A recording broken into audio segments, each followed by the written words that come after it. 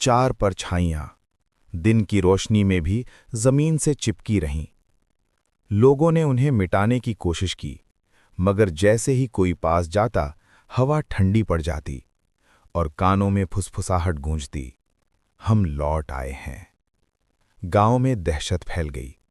हर रात खंडहर से रोशनी दिखने लगी।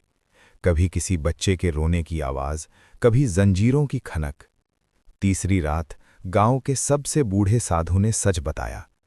चारों यात्री जिंदा तो बच गए, पर अपनी आत्माओं का एक हिस्सा महल में छोड़ आए हैं। उस रात खंडहर में कुछ अलग हुआ। सिंहासन अपने आप टूट गया।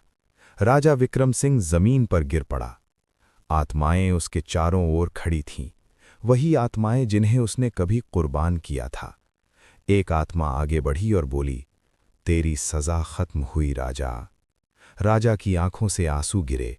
सदियों बाद वो पहली बार रो रहा था। लेकिन तभी चार परछाइयां दीवारों से निकलकर आत्माओं में बदलने लगीं। यात्री नहीं, अब वे नए प्रहरी बन चुके थे। आत्माओं ने फैसला किया, राजा को मुक्त कर दिया जाए, लेकिन सल्तनत को नहीं।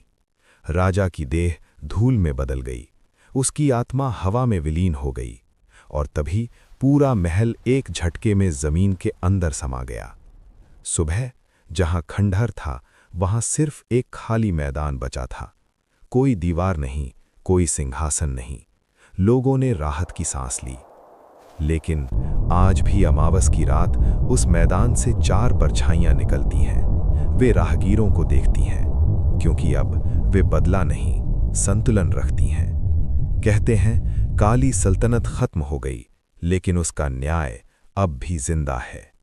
और अगर तुमने रात में खुली जमीन पर चार साए देखे, तो समझ जाना तुम देखे जा रहे हो।